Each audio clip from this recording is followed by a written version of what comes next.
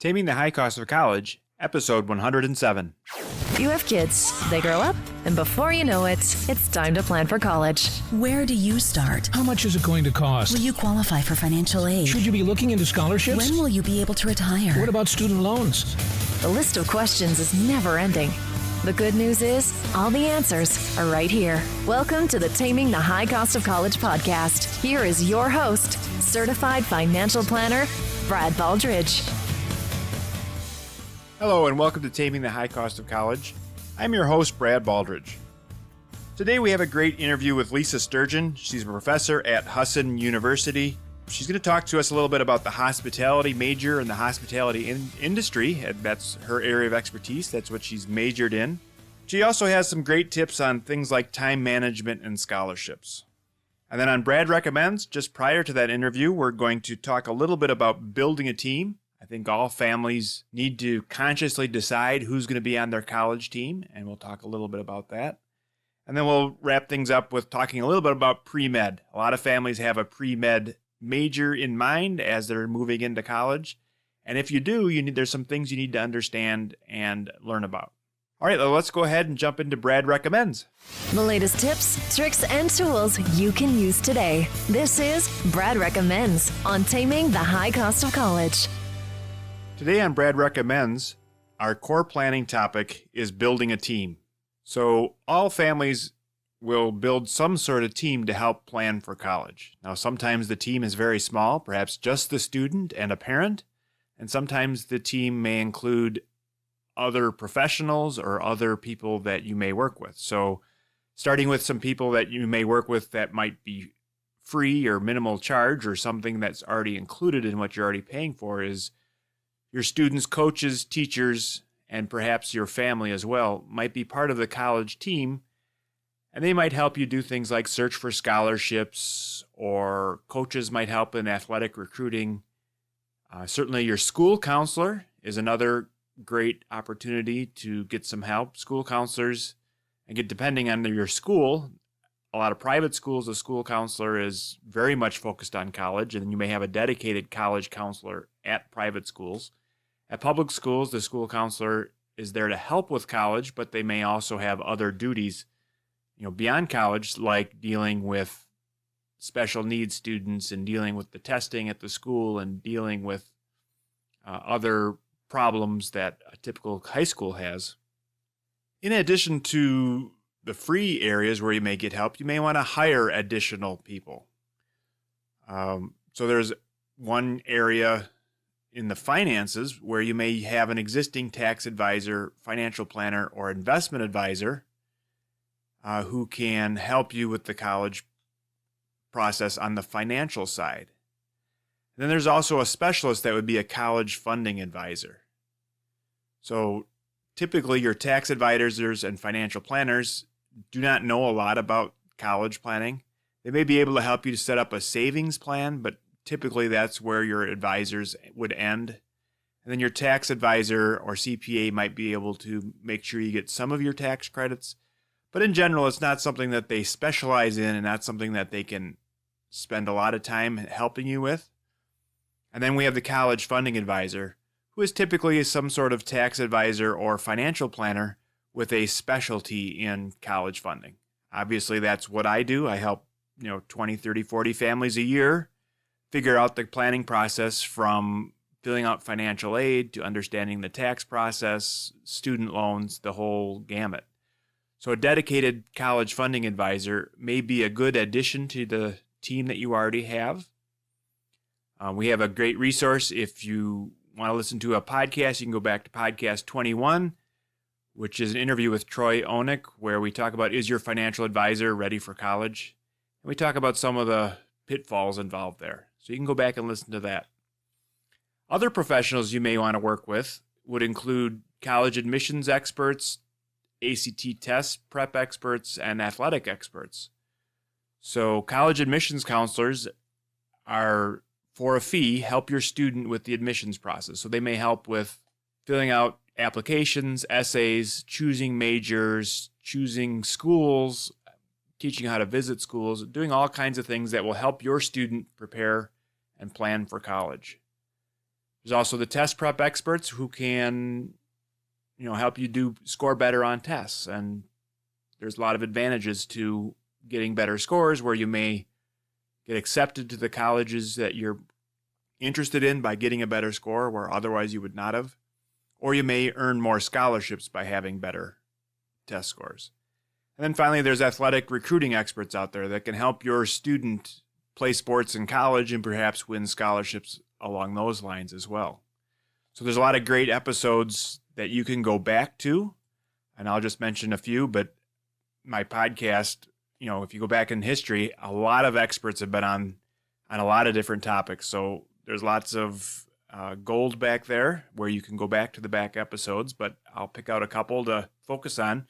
Lauren Gaggioli has been on my show a couple times. She is great at the test prep.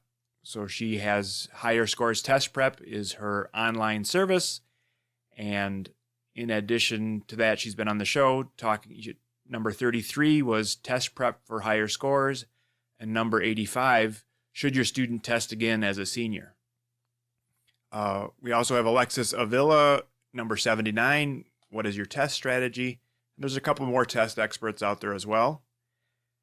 And then on the college admission counselor side, we have Kat Klaus. I've interviewed her a couple times as well. Number 78 was 3 ways to make the most of your college visit. And number 66, tips on how undecided students can choose a major. So Kat has a lot of great information. She also has a great book out there, Putting College to Work. I would also recommend that book. And then to diversify a little bit, we also have Elizabeth Benedict, number 20, The Right Stuff, Acing the College Essay. Elizabeth Dankowski, How to Get Into and Afford the Ivy League Schools. They're both also admissions experts, and you can learn more from them if you'd like, and going back to those episodes.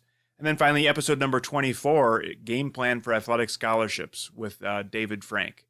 And there's a couple other athletic scholarship and athletic recruiting podcasts out there as well. All these podcasts will be available in the show notes, so if you want to go back and find them. But again, the focus needs to be, are you going to build a team? And if so, who's going to be on the team? So as I mentioned, you're probably going to start with your school counselor and or maybe some family, but then you may also need to add a professional or two. And if it makes sense for you, you need to kind of learn how that process is going to work, interview some people, and get them going on the college process with you. All right, enough on that. Let's move on and talk a little bit about an optional situation. And the optional area of focus today is going to be pre-med. There's a whole lot of families out there where the student is in high school and thinking about pre-med already. And they're thinking they're on the road to becoming a doctor.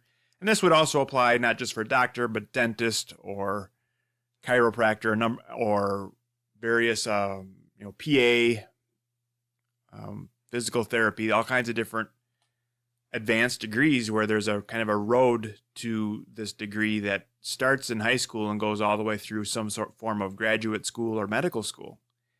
And we have a great interview on that topic with Ryan Gray, number 52.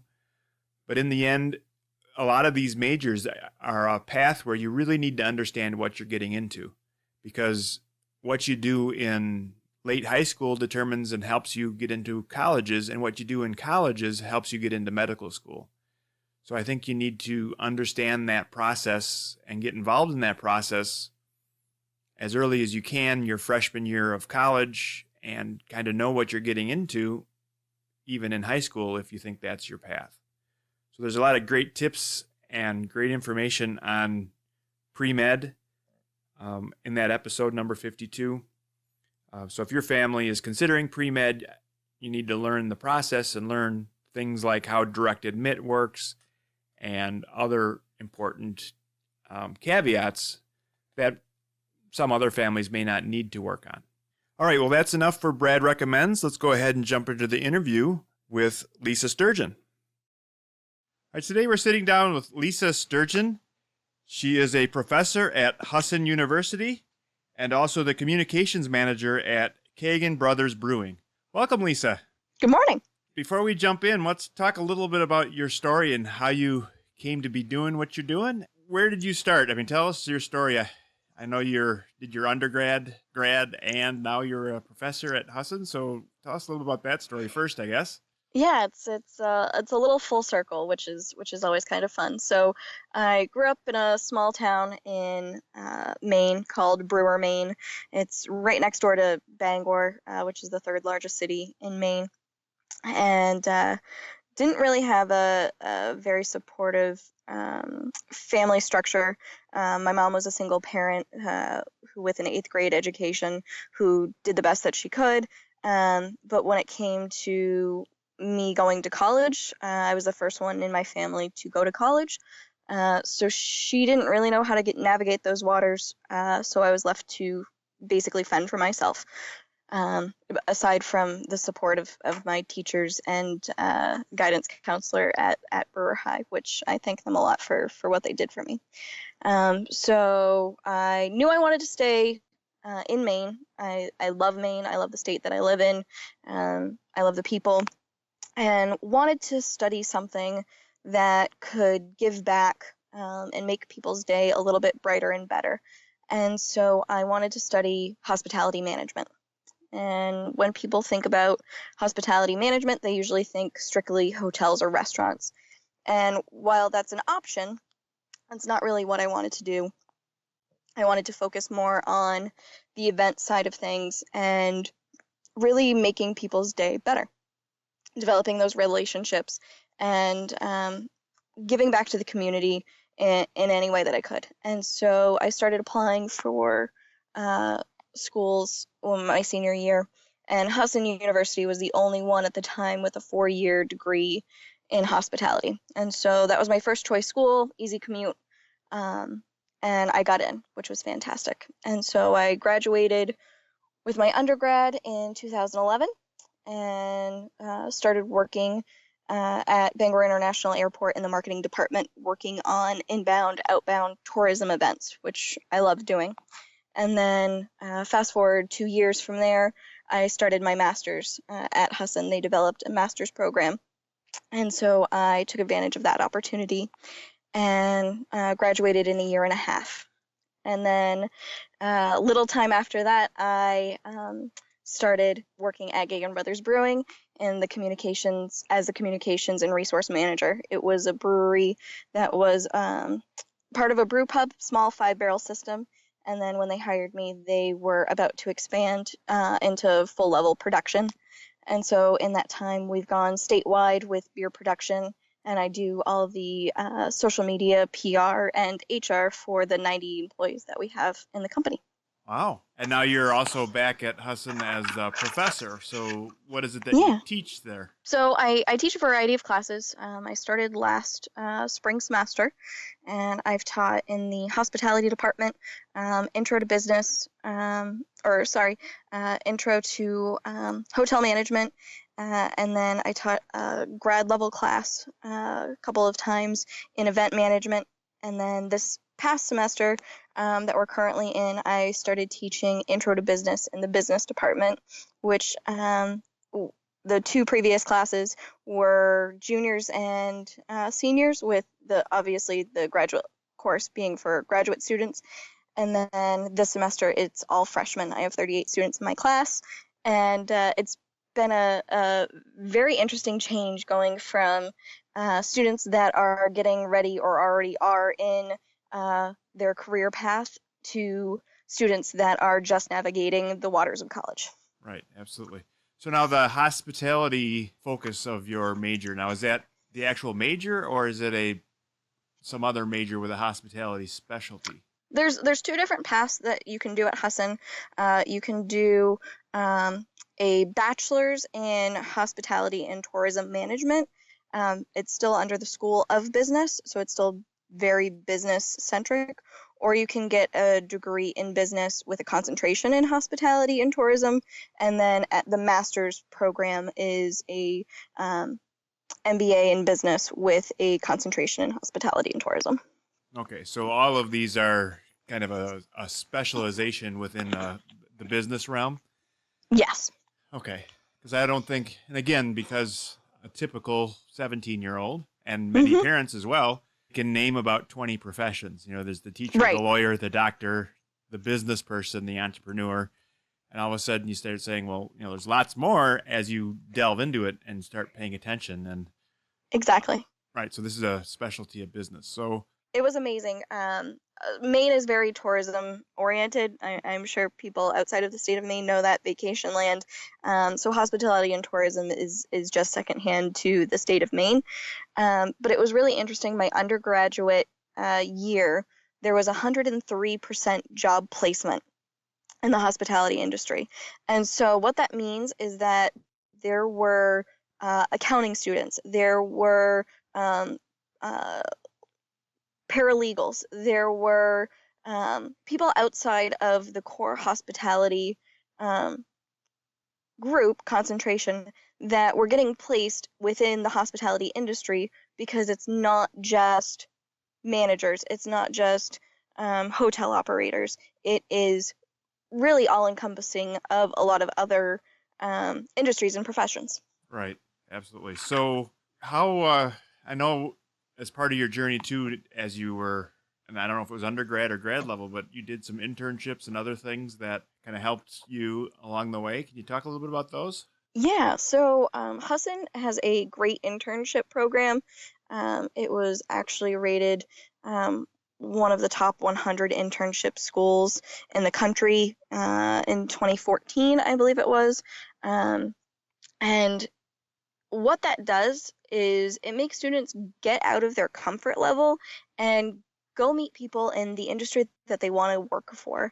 And so when I was a student, it was extremely uncomfortable because you were required for several classes to go either interview someone or job shadow someone or actually intern with them for a variety of hours. There's 3 different levels, and then for your graduate level course, there's even a larger internship, and work with these different companies.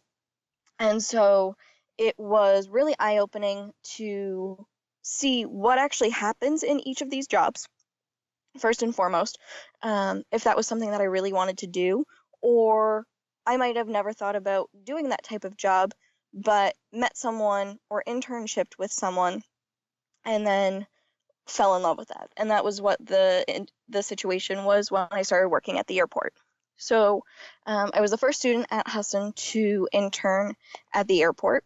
And they had never had an intern from Husson before. They had a couple from the University of Maine. But my focus was event planning again. And so I worked with the marketing department to do several events and create several events throughout the 4 months that I interned with them. And not only did it give me the confidence to create events on a much larger scale that I never thought was possible, but also to network with business professionals in the community. And so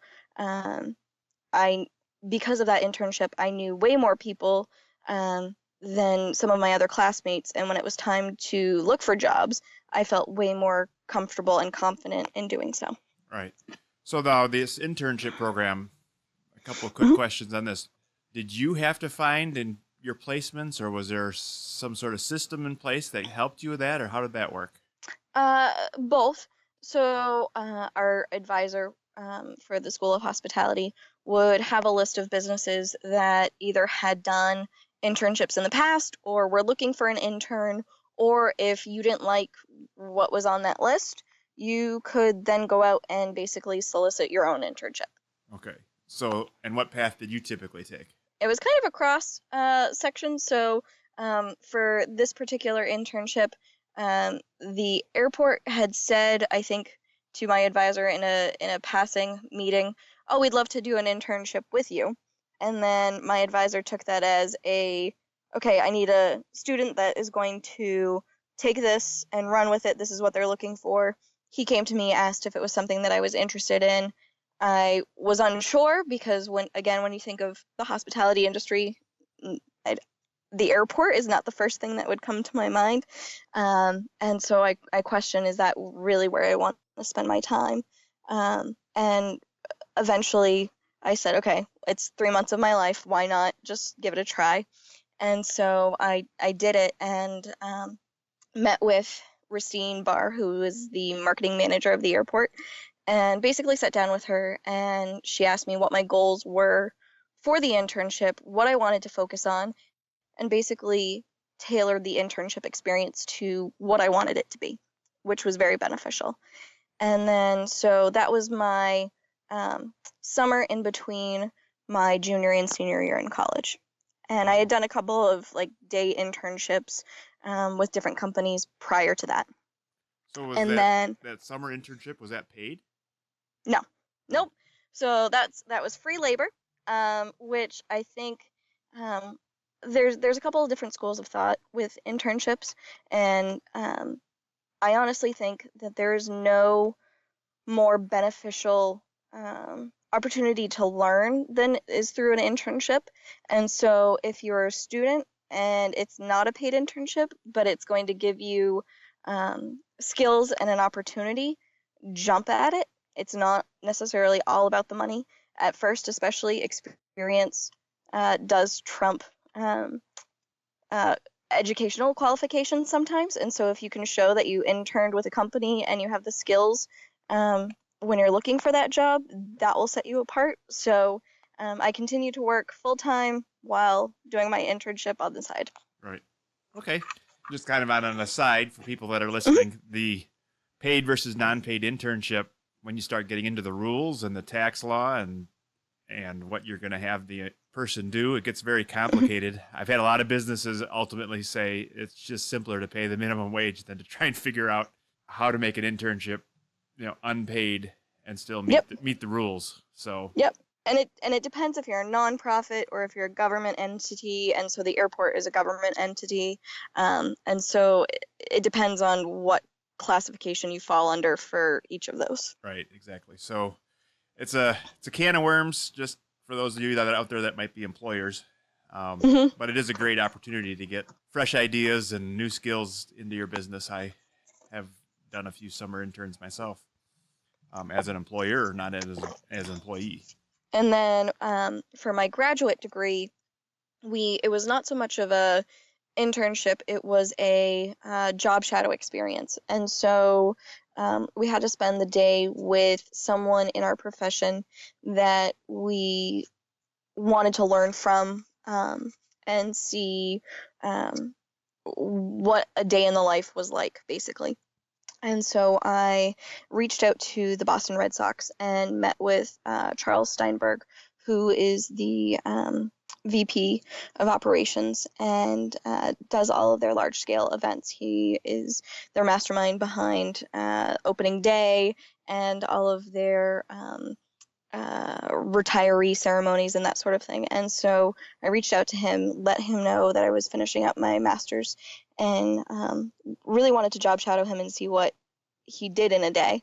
And he emailed me back and was very humble and very willing to meet with me. And so I drove down to Boston one January morning and spent the day in Boston with the Boston Red Sox and got to see what they do behind the scenes. And it was really, really rewarding and really insightful on that experience as well. Right, absolutely. All right, so you had mentioned, I guess, as part of your undergraduate and even high school journey that, you had applied to college and you're a first generation in college, so your parents weren't able to help as much as you'd hoped. Yep. So tell us about how you ended up, how many colleges did you apply to, and then how did you ultimately pay for college and some of those things? So I think I applied for five different schools, all different variations of some sort of business. For me, going to college, it was, again, I was the first one to do this in my family, so I wanted to do something that I knew that could be universally applied. Business is something that I feel is not going to change, that there are always going to be jobs for people that understand business and have a background in business. And so that was the approach that I took. What can I study that will make me hireable? And so I applied to 5 different schools, and then before I even started applying for college, I started applying for scholarships. I knew that financially I could not afford to pay for college outright by myself, and I also didn't want to accrue a lot of debt by going to school. And so the 5 different schools I applied to, I got into all of them except for one, which was fine in hindsight. That was not the school for me anyway. And so, but I got into Husson, and so that was my first choice school based on the degree I wanted to study and the fact that it was still in Maine. And then they also offered me an academic scholarship for my first year. But before I was, like I said, before I was even applying for college, I was applying for scholarships. And so I had applied for, I think, over 20 different scholarships. My junior year in high school, I took a study hall. And instead of spending that time to sleep or talk like some of my other classmates, I would just fill out scholarships. It's the only time somebody in your life is going to give you free money that you don't have to pay back. And so I ended up receiving 5 other scholarships on top of the academic-based scholarship from Husson. And so it made it, by going to Husson, that my first 2 years of my undergrad degree were paid for.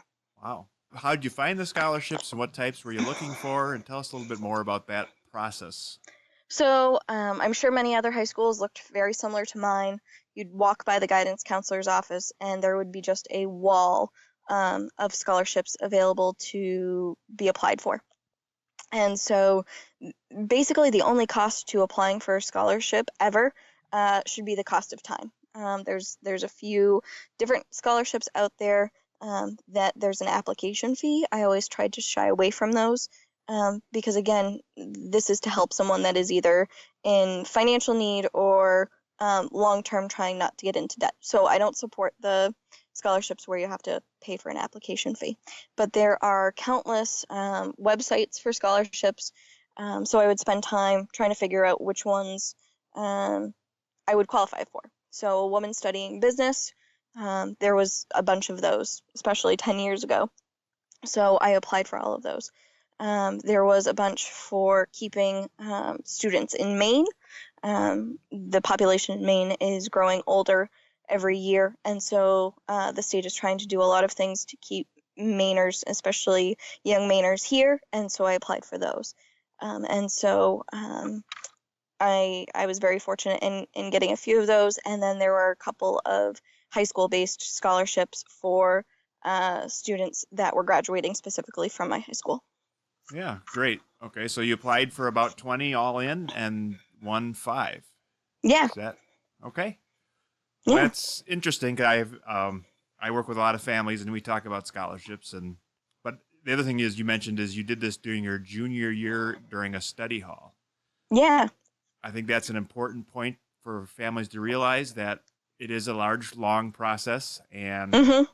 you're going to need the time. So starting in your junior year is not too soon. No. And a lot of them aren't necessarily school-based either. So you can apply for scholarships that aren't necessarily tied to one school. So you can do that long before you actually apply to college. Right. Now, did you find in your junior year you could actually submit the applications, or did you just kind of prep it and then submit it sometime during your senior year? I did both. There was a couple of schools that I was looking for early acceptance. Those ones I did early, and then the other ones were kind of, put it second choice, third choice schools, just in case I didn't get into my 2 top choices. Right. I mean, I guess I was referring to scholarship applications. Oh, yeah. No, you can, for many of those, if you were a junior, you could apply before your senior year. Right. Okay. So I think there's a big misconception out there that, well, scholarships is something you do, middle or end of your senior year. Right, which also frees up more time to focus on your your college applications. So if your scholarship applications are already in and you've already started that process, you don't feel necessarily as stressed by still maintaining your GPA and still going to school and now applying for college and then figuring out scholarships, and then if you're doing sports or some sort of extracurricular activity, and then working on another job on the side. Do what you can before all of that, so it's a less stressful process. Right, absolutely. All right, so let's. I think your story is great, and but because you're still in higher education now as a professor, I think. What are you seeing as far as you mentioned about first teaching upperclassmen and then switching to freshmen? So what insights are you seeing that parents of high school kids need to be aware of that they might be able to take advantage of or avoid or whatever it might be? Time management. Time management is huge, and the transition from life in high school to life in college is completely different. And like I said earlier, again, you're 17, 18 years old, making decisions that are going to affect your entire life, the rest of your life. So whatever school you choose to go to, you're choosing that school for a reason. And we all have individual reasons as why we did that. Mine was financially based for the most part. But it could be proximity to where your family lives, or where you want a particular degree, that sort of thing. And so whatever you make your decision on, that is a choice that's going to impact the rest of your life. And so managing the time of your freshman year and going into your freshman year is something that a lot of freshmen really struggle with. And it was really funny. I had a student come to me this semester, and she was complaining her homework wasn't being turned in. She wasn't coming to class, but she participated really well when she did come to class. And so I pulled her aside one day after school, and I said, "What's going on?" And she goes, I'm just overworked. I don't understand, how to get everything done within this finite amount of time. And so I wrote it out on the whiteboard for her. And I said, okay, so there's 7 days in a week, right? She goes, yes. And I said, let's just say we use 10 of those hours. We know that you're awake for more than 10 hours, but let's say there are 10 working hours in a day. So that's 70 hours in a week, right? She goes, yes. And I said, okay, so how many hours a week do you have to work? And she said, 35. I said, okay, so that's half. You're spending half your time working when you're awake. I said, let's say you're in class for 10 more hours a week. Okay, so we're up to 45 hours. Let's say transportation is another 5 hours in there, right? So now we're up to 50 hours. I said, you have 20 hours. What are you doing with those 20 hours?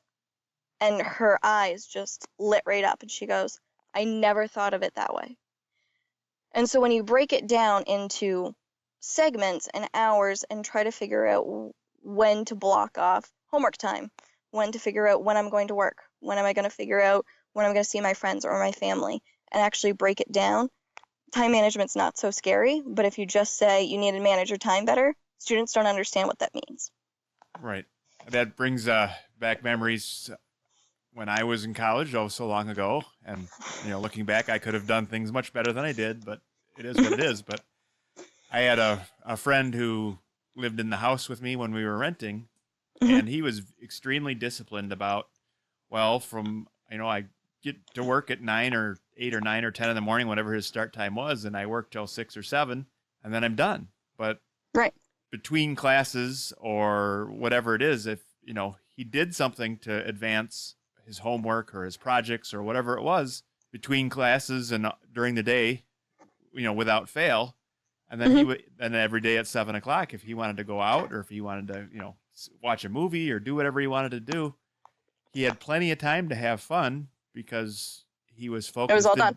Did what he needed to do during the day. And I think a lot of students kind of procrastinate and they have their fun first, and then it sneaks up on them because they don't. Exactly. A high school teacher told me the best quote that has ever stuck with me, and it's, you can either pay now and play later, or play now and pay later. And that really stuck with me because you can invest the time up front and then not worry about it later, or have fun now, but then realize you're going to have to work much harder at the end. And so that stuck with me, and that's kind of what I base my teaching philosophy on as well, is that I teach business courses and I run the courses as a business. I give students plenty of time to get their homework done. Their assignments are uploaded a week in advance. They have plenty of time to get it done. It's up to them if they get them done or not. And whatever might happen in between is the choices that they have to make. And so again, you're making those choices. But there is nothing worse than a student coming to me the last 3 weeks of class and saying, I'm failing this class. Is there extra credit? What can I do to make up my grade? And in the real world, there is no extra credit. There is no making that better. You have to put in the work ahead of time in order to succeed. And so teaching time management skills is where I would start, one. And then two, not having to worry about having to pay for that class again. College is expensive. We all know that. There is nothing worse than a student failing or dropping out of a class halfway through the semester, just having to pay to take it again. And so whatever school you're in, the curriculum is set up in a way to build on top of that. So if you're an incoming freshman and you fail Intro to Business, for example, you then have to take that class again and pay for it. But it also kind of puts a stop on your educational process because they're not going to let you move on until you've already passed that class. So I guess parents out there, one of the biggest transitions that I hear many people talk about is in high school, you have to be there from 8 to 3 or whatever the official hours are. Mm-hmm. And the teachers kind of lay out what needs to get done. They give you time often in class to do it. And then you have study hall and everything's organized. And right. Once you get to college, it's even if a you're whole new disciplined, world. right? Even if you're disciplined to go to the classes and you have a class at 9 and 10, mm-hmm. and then another class at 3, most kids will at least make it to the classes. But what they do right. in between, there's no teacher, there's no study hall monitor that's saying, well, you should be sit down and study. Stop chatting with your friends. This is, make this time productive. Nobody sits around or nobody supervises the students and keeps them organized and keeps them moving forward. And that skill, I think, is one of the biggest transitions that a lot of students suffer with. Is it takes them a year or two sometimes, or maybe never, yep. to figure out how to manage their time and be productive. And exactly. And you might only meet your professor or your advisor maybe twice a semester unless you're proactive about it. I was one of those students that were always in my advisor's office saying, I'm having an issue with this class, or I really want to take this class this next semester. How do I get into this class? And you get what you put into it. And I know people hear that all the time, but if you're a student that doesn't take a proactive approach to their education, you might get a degree, but what are you gaining? It should be more than just a piece of paper. Absolutely. All right. Well, you've given us a lot of great information, and I really appreciate you sharing your story. If people want to learn more and contact you, what's the best way to, I guess, learn more? Is it through the university, through the brewery, all the above? Either way, I'm on Twitter. You can tweet me at Lisa Sturgeon 207. You can email me at my Husson account. It's sturgeonl@husson.edu. I'm on LinkedIn. You can pretty much find me wherever, either through the brewery or through Husson. And I'm an open book, so if you're a parent or a student that have questions, I'm happy to answer them for you. It can be a pretty tricky thing to navigate, especially if you're a first-time college student or a first-time parent with a kid going into college. And from a student that was their perspective or from a teacher's perspective, I'm just happy to help. All right. Well, again, I thank you. And all this information we're going to put in the show notes so people will be able to get access to it. And we'll stay in touch. Awesome. Thanks so much. Thank you. All right. That was a great interview with Lisa. Hopefully you learned a ton there, as well as the ideas from pre-med and building a team. As always, all this information is available in our show notes. You can go to tamingthehighcostofcollege/107, and that will get you to the 107th episode, where we have links to all the stuff that was covered here, as well as links back to the articles, etc. As always, we appreciate your feedback, so if you have any comments or questions, please send us an email or ping us on our site or whatever you'd like to do. I appreciate hearing from our listeners. That's all we have for this week. We will talk to you next week.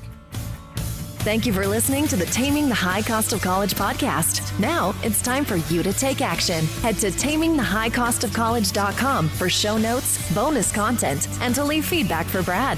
The next step on your college journey starts now. Brad Baldridge is a registered representative of Cambridge Investment Research and an investment advisor representative of Cambridge Investment Research Advisors, a registered investment advisor. Securities are offered through Cambridge Investment Research Incorporated, a broker-dealer and member of FINRA and SIPC. Brad owns two companies, Baldridge Wealth Management and Baldridge College Solutions. The Baldridge companies are not affiliated with Cambridge Investment Research.